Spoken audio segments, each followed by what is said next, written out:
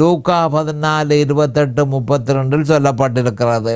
தவறுகள் ஏற்படும் பொழுது, தேவனுக்கு எதிரான செய்கைகளில் கிறிஸ்தவர்கள் ஈடுபடும் பொழுது தேவன் கண்டிப்பார், நிச்சயமாக கண்டிப்பார்.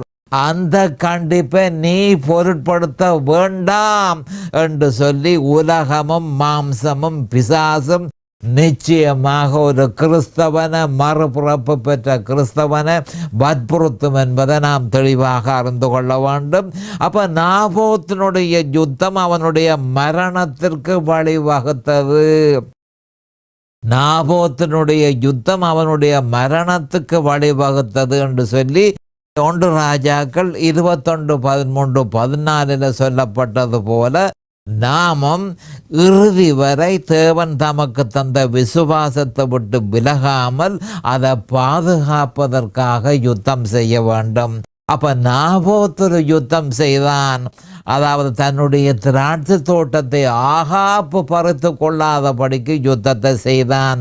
அதே மாதிரி இறுதி வரை நம்முடைய ரட்சிப்பை இந்த அந்தகார சக்திகள் பறித்து கொள்ளாதபடிக்கு நாமும் யுத்தம் செய்ய வேண்டும்.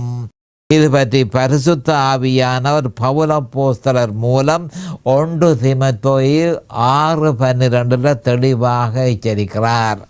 இப்படி இருக்கையில் நமது தெரிவு என்ன? ஒன்றில் தேவன் நமக்கு தந்த ஆவிக்குரிய சுதந்திரத்தில் எந்த பங்கையும் சாத்தானுக்கு நிராகரிக்கலாம்.